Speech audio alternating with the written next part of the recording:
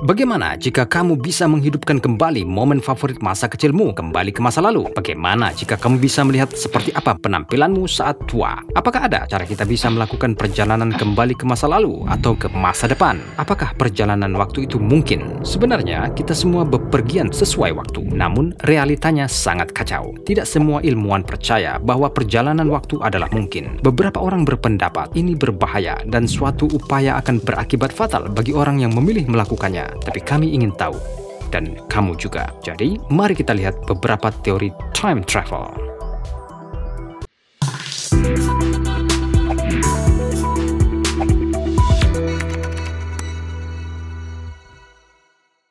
Seorang ilmuwan abad ke-20, Albert Einstein, mengembangkan teori yang disebut relativitas khusus.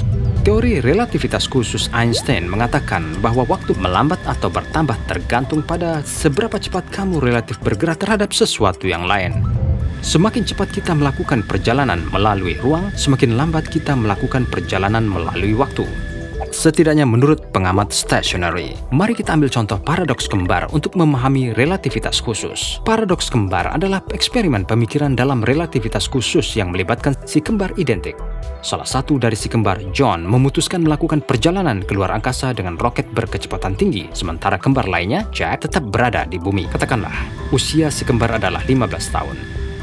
Ketika John memutuskan meninggalkan bumi di pesawat ruang angkasa berkecepatan sekitar 99,5% dari kecepatan cahaya yang jauh lebih cepat daripada yang bisa kita raih sekarang dan merayakan hanya 5 kali ulang tahun selama penjelajahannya.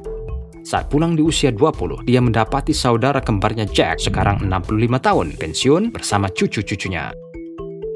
Karena waktu berlalu lebih lambat bagi John, ia hanya menjalani 5 tahun kehidupan. Sedangkan saudara kembarnya Jack mengalami 5 tahun penuh.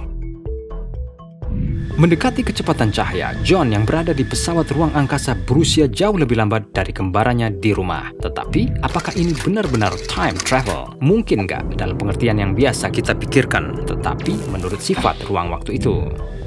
Jadi, jika perjalanan John dimulai 2003, ia hanya perlu 5 tahun untuk melakukan perjalanan ke tahun 2053.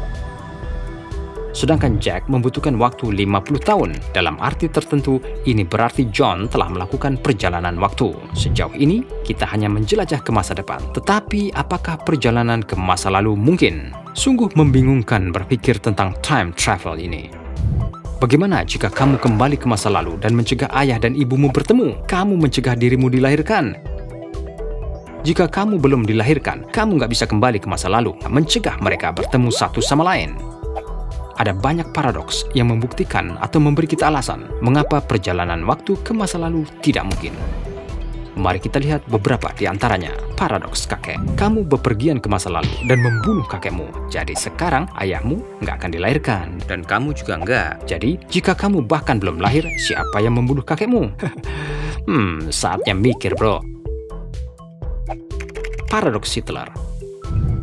Kamu kembali ke masa lalu dan membunuh Hitler. Sejarah berubah dan sekarang nggak ada Hitler. Sekarang, jika Hitler nggak ada, ngapain kamu kembali untuk membunuhnya?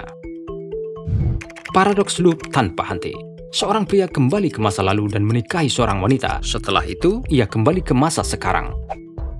Wanita itu hamil dan sekarang punya anak. Bertahun-tahun kemudian, anaknya menjelajahi masa lalu dan menikahi wanita itu. Jadi sekarang, siapa anaknya dan siapa ayahnya? Jika kenyataannya, para ilmuwan ini benar dan dengan asumsi bepergian ke masa lalu akan menimbulkan paradoks, maka kita punya jawaban. Perjalanan waktu ke masa lalu nggak mungkin. Jadi, menjawab pertanyaan kamu, apakah perjalanan waktu mungkin? Untuk masa depan, ya. Tetapi untuk masa lalu, tidak untuk saat ini.